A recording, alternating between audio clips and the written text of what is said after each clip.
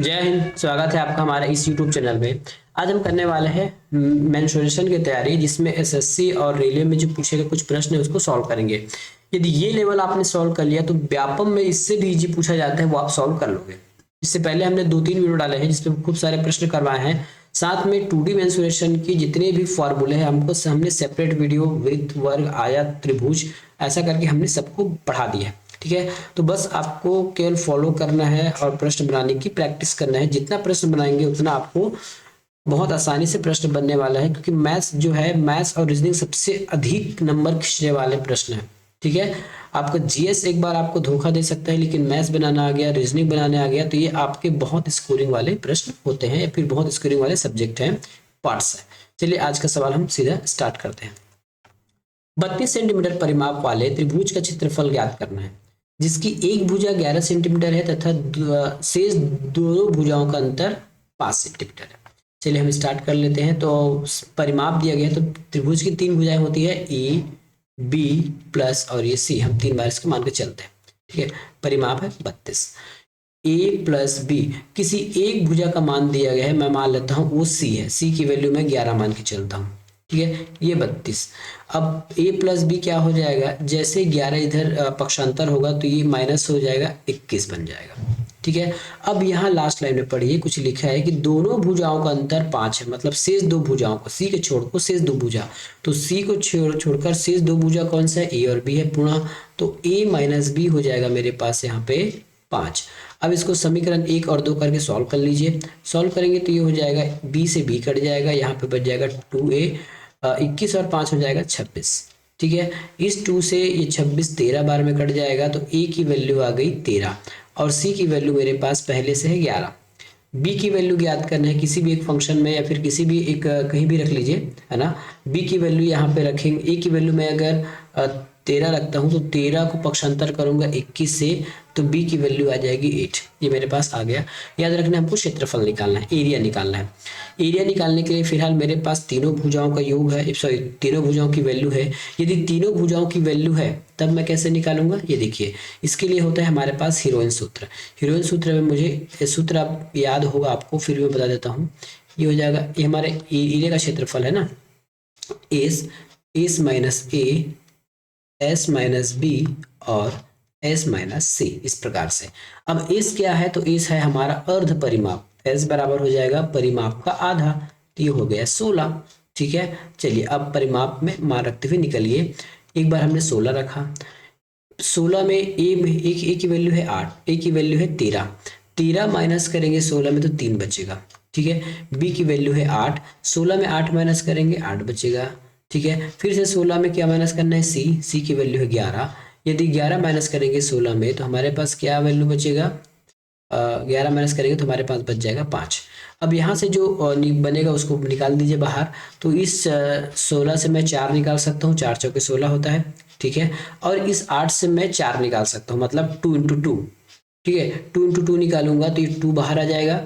अंदर में क्या क्या बच गया, 16 तो निकल गया, 3 बचा, इस 8 से एक 2 बचा। ठीक है, और ये 5 यथावत है, तो ये हो जाएगा 4 दूनी 8। ठीक है, अंडर रूट 3 दूनी 6 और 6 पंचे 30, तो ये मेरा आंसर हो गया। क्या हो गया, मेरा त्रिभुज का क्षेत्रफल है। ठीक है, ये त्रिभुज का क्षेत्रफल है। इस प्रकार से आपको एग्जाम में बिना पैनिक हुए, बिना डरे, बिना अतिरिक्त बात सोचे हुए आपको इस प्रकार से प्रश्न सॉल्व करने होंगे। अगला प्रश्न है, 4 सेंटीमीटर, 6 सेंटीमीटर तथा 8 सेंटीमीटर त्रिज्या वाले 3 वृत्त एक दूसरे को स्पर्श करते हुए, एक तीसरे को स्पर्श करते हुए रखे गए हैं। तीनों वृत्त के केंद्रों को मिलाकर हम एक त्रिभुज बनाएंगे और उस त्रिभुज का हमको क्षेत्रफल ज्ञात करना है। ठीक है, तो हम सबसे पहले सबका केंद्र मान लेते हैं, ये इसका केंद्र है, ये इसका केंद्र है। ठीक है, हमको सीधा त्रिज्या दिया गया है, तो ये छोटा वाला मान लेता हूँ, यहाँ से 4 है। ठीक है, उसके बाद 6 सेंटीमीटर, तो ये 6 सेंटीमीटर मान लेते हैं इस त्रिज्या के लिए। अब उसी प्रकार मुझे यहाँ से मिलाना है ना, ये देखिएगा। अब इस त्रिभुज को मिलाऊंगा तो इस वृत्त का त्रिज्या कितना है, 8, और यहाँ से भी ये 8 है, यहाँ से 6 है और यहाँ से 4 है। अब ये मेरा बन गया, त्रिभुज बन गया, इस प्रकार से सीधा त्रिभुज बन गया। ठीक है, अब मुझे क्या करना है, वृत्त के केंद्र त्रिभुज का क्षेत्रफल निकालना है। ठीक है, त्रिभुज का क्षेत्रफल निकालना है, तो अब त्रिभुज की मुझे भुजा पता होनी चाहिए। मैं फिलहाल इसको ऐसे यहाँ बाहर निकाल लेता हूँ, इस प्रकार से है। तो ये 6 और 4, तो 6 4 हो गया 10। ठीक है, साइड वाले को लेते हैं, तो यहाँ 4 और 8 है, 8 4 12 हो गया। ठीक है, 8 और 6 हो जाएगा ये 14। तो इस प्रकार से कोई एक त्रिभुज बना है, मेरे ख्याल से ये विषमबाहु त्रिभुज है। और विषमबाहु त्रिभुज का क्षेत्रफल अभी जस्ट हमने जिस फार्मूले से निकाला है, हीरोइन सूत्र से, वही से निकालेंगे। उसके लिए मुझे अर्ध परिमाप चाहिए। अर्ध परिमाप हो जाएगा 10 14 और 12, इन तीनों को जोड़ूंगा तो ये हो जाएगा 36। 4 4 6 और 0, ठीक, ये हो गया 36। अर्ध परिमाप निकालना है, 2 से भाग दे दीजिए, ये हो जाएगा 18। क्या हो गया, 18 हो गया। ठीक है, त्रिभुज का क्षेत्रफल अभी हमने निकाला है एस वाला फार्मूला से। ठीक है, एस, एस माइनस ए, एस माइनस बी और एस माइनस सी। ठीक है, चलिए अब इसको मान पुटअप करते हुए चलते हैं। एस तो हम एक बार लिख देंगे, ये एस मैंने 18 लिख दिया। अब एस ए की वैल्यू मुझे माइनस करना है। 18 में मैं किसी भी एक को ए भी मान लेता हूँ, इसको ए मान लिया, इसको बी मान लिया और इसको सी मान लिया, कोई जरूरत नहीं है, आप किसी को कुछ भी मान सकते हैं।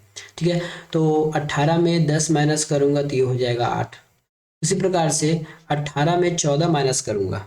ठीक है, 18 में 14 माइनस करूंगा तो ये हो जाएगा 4, और 18 में 12 माइनस करूंगा।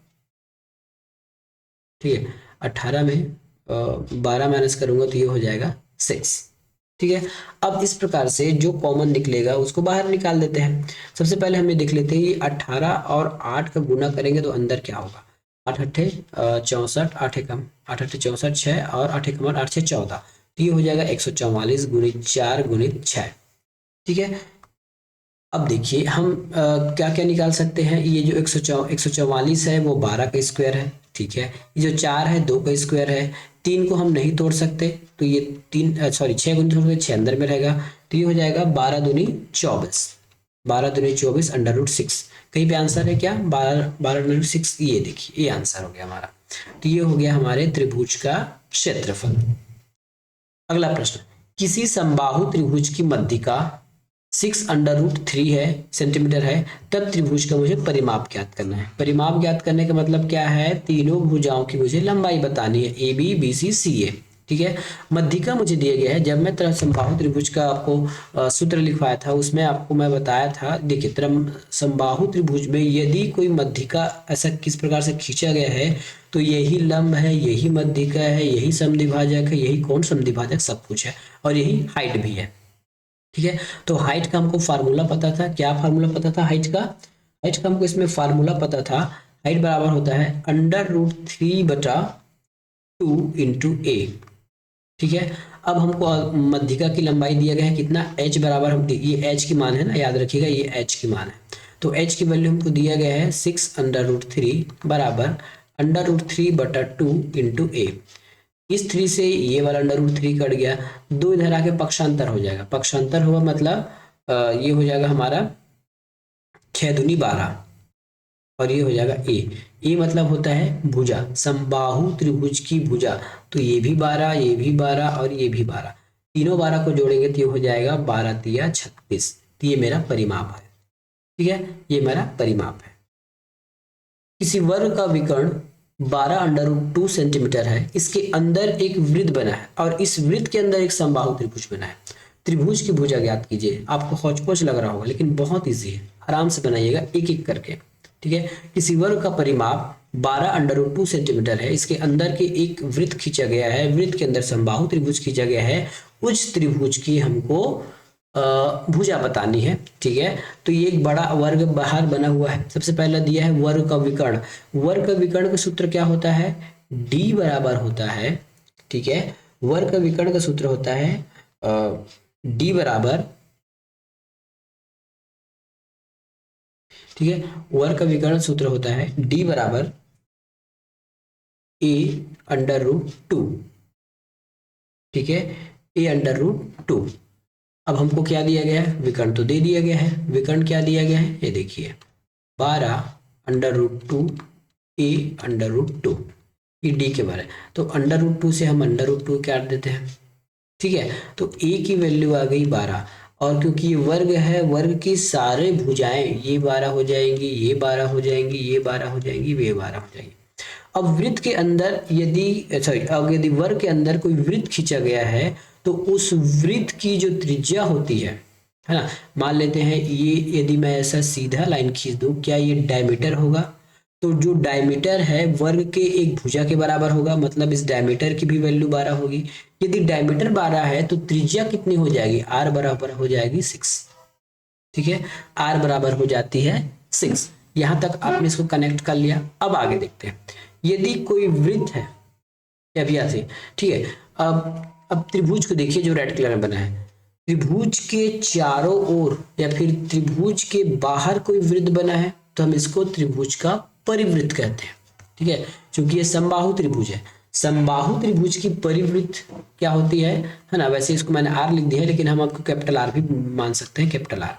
ठीक है, तो समबाहु त्रिभुज का जो कैपिटल आर होता है वो होता है हमारे भुजा √3। ठीक है, भुजा √3। क्या कहा, ये कहां से मैंने लिखा है? मैंने लिख नहीं रहा हूं, मैं बोल रहा हूं, यहां से सुनिएगा।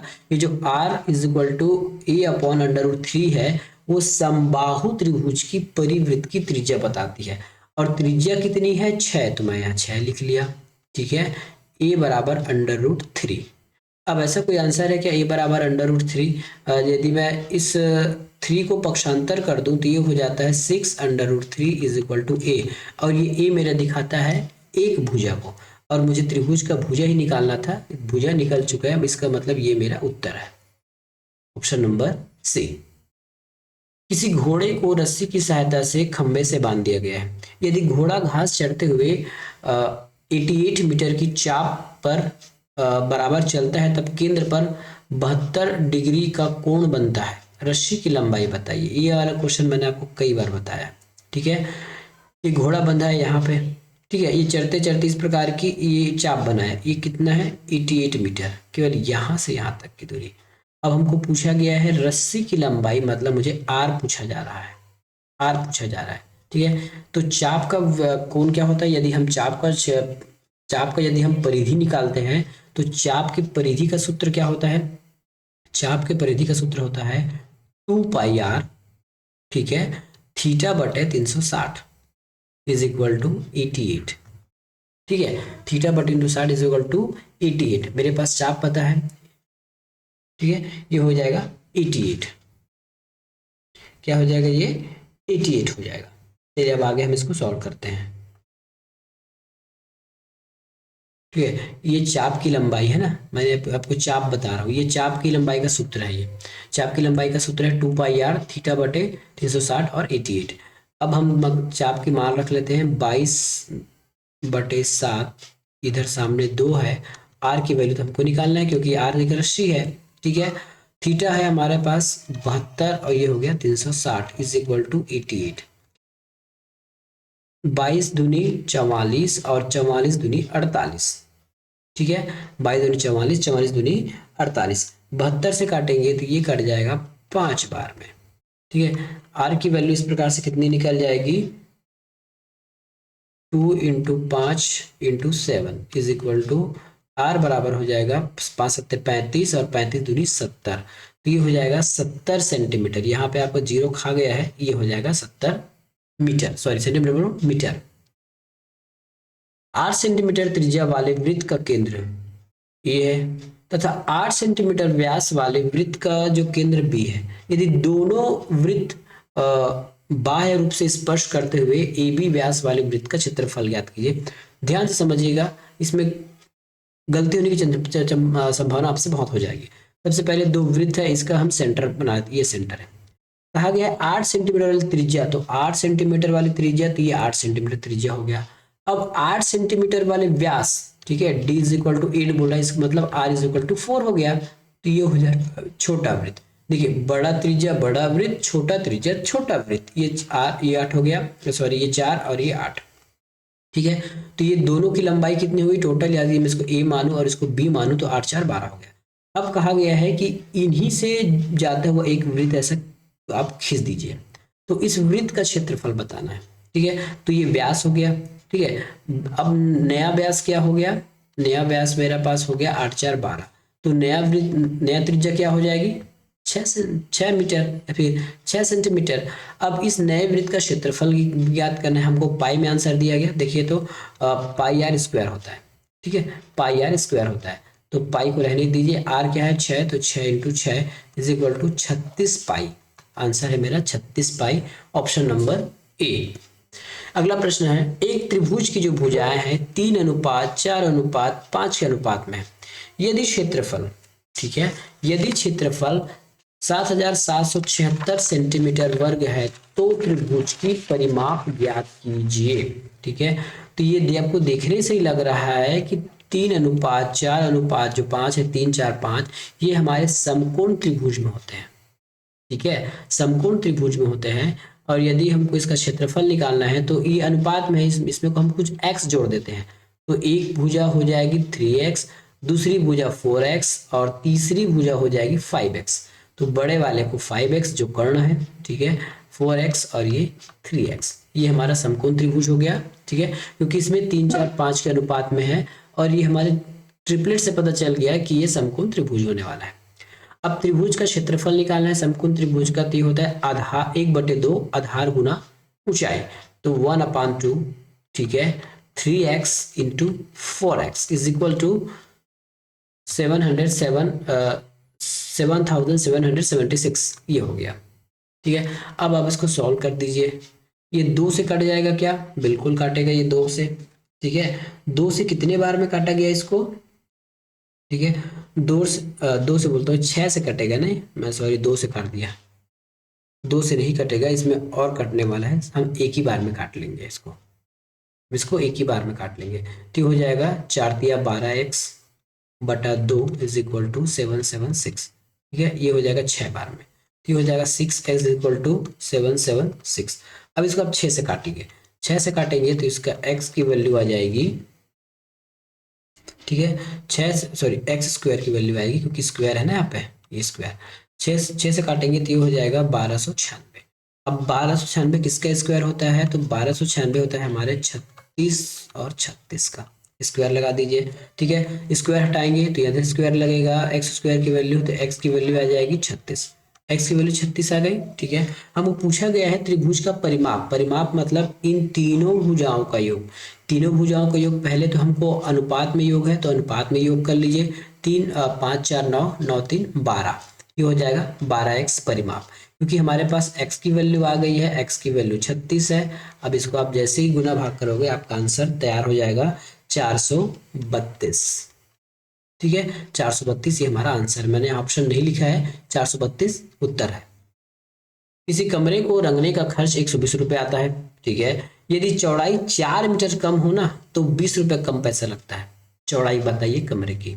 ठीक है, कमरे मतलब आपका 3 डायमेंशन हो गया, लंबाई, ऊंचाई और चौड़ाई, लंबाई, ऊंचाई और चौड़ाई। तो लंबाई गुना चौड़ाई गुना हाइट, यदि इतने को रंगते हैं तो हमको 120 रुपये लगता है। ठीक है, लेकिन वही अगर चौड़ाई 4 मीटर कम हो तो L into B minus 4 is equal to H, तो ये हमारे को कितने रुपये कम पड़ता है, इसमें अपॉन में ले लीजिए, तो ये 20 रुपये कम पड़ता है, मतलब पहले से 120 में 20 माइनस करूंगा तो ये 6 हो जाएगा। अब आराम से इसको काट दीजिए, L, H और H, इधर क्या बचा, B upon B minus H is equal to, आपको 20 में कट जाएगा, 20 पंचे 100 और 20 छक्के 120। ठीक है, 6 बचे 5, 6/5। अब इसको आराम से गुना कर लीजिए, तिरक गुना कर लीजिए, तो ये हो जाएगा 6b माइनस 6 चौके 24 इज इक्वल टू 5b। ठीक है, अब b की वैल्यू निकाल लीजिए, b की वैल्यू निकालेंगे तो ये हमको ट्रांसफर करना पड़ेगा, ये हो जाएगा 6b minus 5b is equal to 24। 6b में 5b गया, b की वैल्यू आ गई 24। ठीक है, b की वैल्यू आ गई 24, मतलब चौड़ाई कितना था, 24, किस में दिया है, किसी मीटर दिया है क्या, हाँ 24 मीटर, तो इसका आंसर हो जाएगा 24 मीटर की चौड़ाई, b is equal to 24 metre. अगला प्रश्न है, किसी कमरे का फर्श जो है ना 100 मीटर लंबा है और 3 मीटर चौड़ा है। ठीक है, उस फर्श पर कालीन से कवर करने का जो खर्च आपको निकालना है, जबकि 50 सेंटीमीटर चौड़े कारपेट का मूल्य है 15 प्रति मीटर। इसमें चौड़ाई फिक्स कर दी गई है ना, इसमें चौड़ाई आपको फिक्स कर दी गई है, तो हम लंबाई के अनुरूप आंसर निकाल सकते हैं। कैसे निकालेंगे देखिए, लंबाई गुना चौड़ाई, ठीक है, लंबाई गुना चौड़ाई, इसी को हम क्षेत्रफल निकाल सकते हैं। तो लंबाई गुना चौड़ाई का क्षेत्रफल निकालेंगे तो फर्श किसी कमरे का फर्श मीटर लंबा 3 मीटर चौड़ा है। इस प्रकार से ये हो जाएगा 100 गुना 3 is equal to L into B is equal to 300। 300 है, पूरी चौड़ाई पता चल गया हमको, ठीक है, पूरी चौड़ाई पता चल गया। अब इसको बस वैल्यू रखना है, अब आपका आंसर तैयार है, वैल्यू रखना है और आंसर तैयार।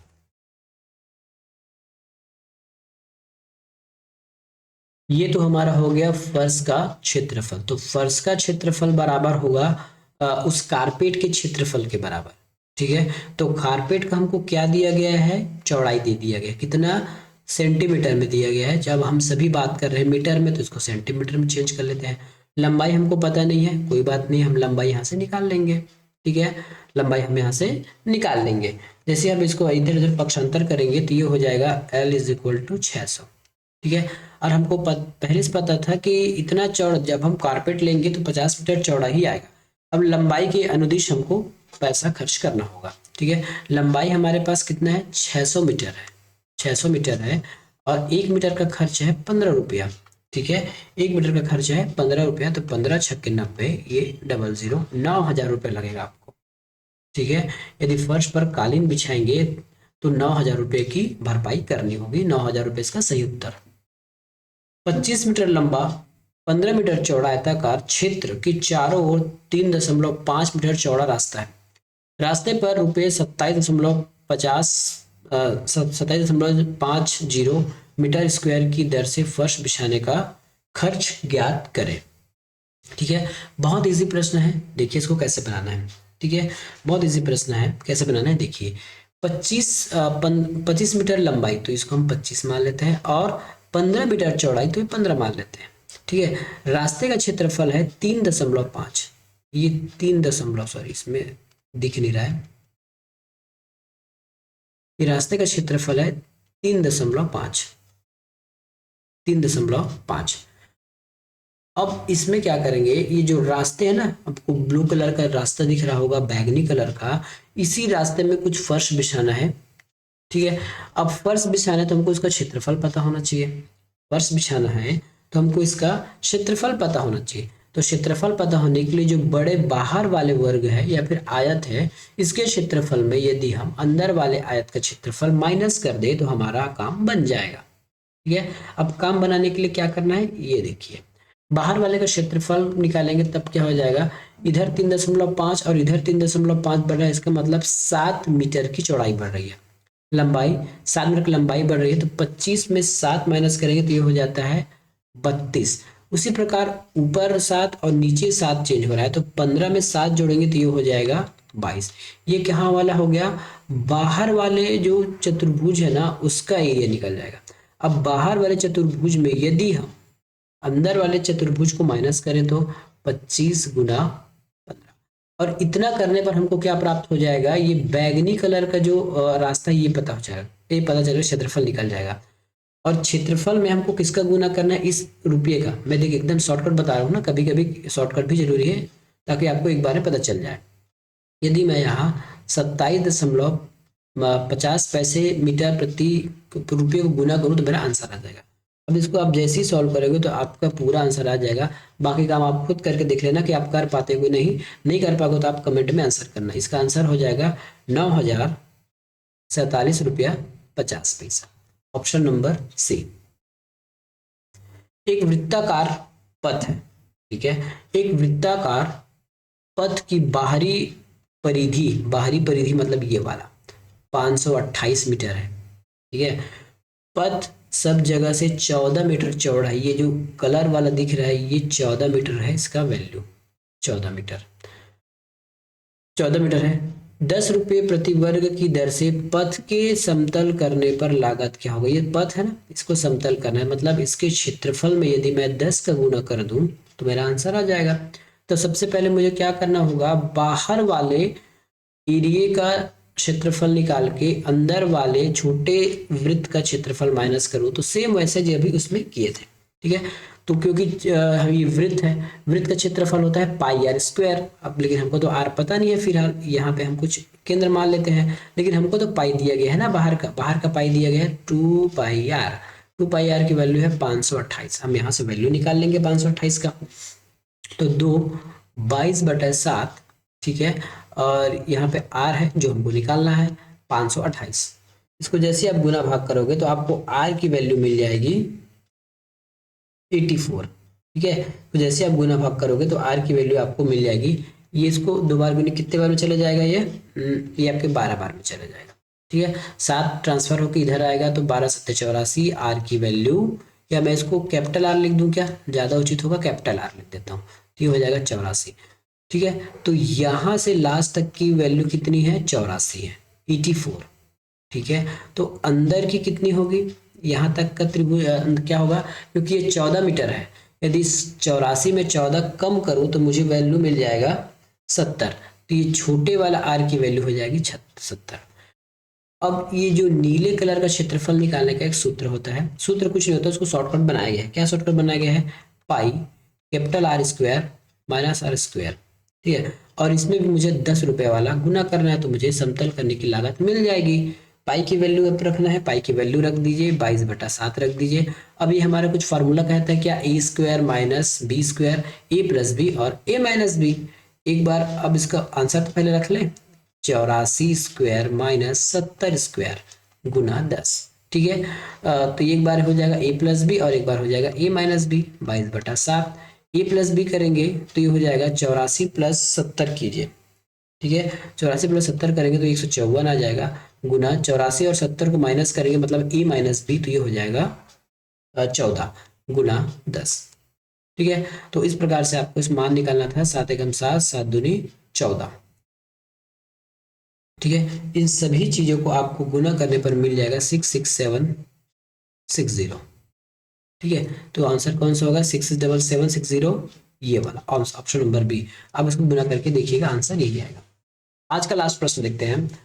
15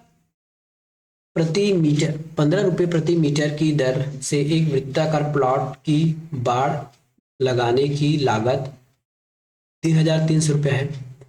100 प्रति वर्ग मीटर की दर से इस प्लॉट के फ्लोरिंग की लागत कितनी होगी। प्रश्न क्या है, एक बार फिर पढ़िए।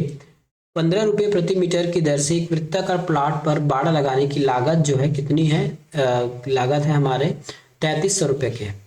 100 रुपये प्रति वर्ग मीटर की दर से इस प्लॉट के फ्लोरिंग की लागत बताइए। फ्लोरिंग की लागत मतलब इस वृत्ताकार केंद्र के जो क्षेत्रफल होगा, जितना भी क्षेत्रफल है उसमें हमको कुछ फ्लोरिंग कराना है, ठीक है। ये बाहरी की जो बॉर्डर था, बाहरी का जो बॉर्डर था उसमें हमको खर्च आया था 3300 रुपये। अब हमको क्षेत्रफल निकालना है और क्षेत्रफल को 100 से गुना करना है, फिर हमारा आंसर इसमें बैठेगा।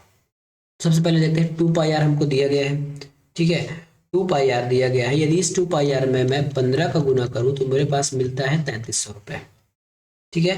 2 पाई आर में यदि मैं 15 का गुना करूं तो मुझे 3500 रुपये मिलते हैं। अब 3500 रुपये मिलते हैं, इस 15 को सॉल्व करूंगा तो 2 पाई आर इज इक्वल टू, ये हो जाएगा मेरा 220, है ना, काटने पर 220 हो जाएगा।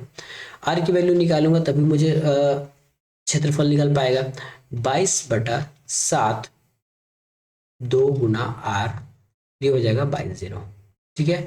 किसको सॉल्व करना है, 22 एकम 22, 22 एकम 22, ये हो जाएगा 10, ठीक है। ये हो जाएगा 10। आर की वैल्यू क्या आई,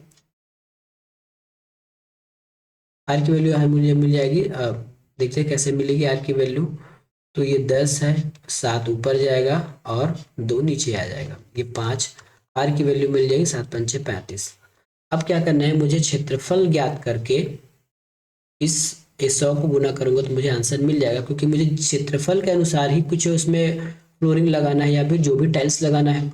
तो ये हो जाएगा पाई आर स्क्वायर गुना 100। पाई आर स्क्वायर 22/7, ठीक है। आर की वैल्यू 35 है, ये 35, ये 35 गुना 100, ठीक है। अब इस पूरे मेथड को सॉल्व करेंगे तो हमको मिल जाएगा ये, ठीक है, 38,05,000, ठीक है, तो इस प्रकार आपको सब प्रश्न सॉल्व करने थे। इसी माइंड से आपको प्रश्न बनाना है, एकदम बिना रुके बिना झिझक के एक एक चीजों को लिंक करते हुए, है ना। आपको प्रश्न हमेशा लिंक करते हुए दिया जाएगा, कभी वृत्त का क्षेत्रफल के अनुरूप कुछ वैल्यू दिया जाएगा, कभी परिमाप के अनुरूप, कभी त्रिज्या, कभी डायमीटर। इस प्रकार लिंक करते हुए ही आपको प्रश्न मिलेगा और आपको शांत दिमाग से सॉल्व करना है। मिलेंगे नेक्स्ट वीडियो में, धन्यवाद।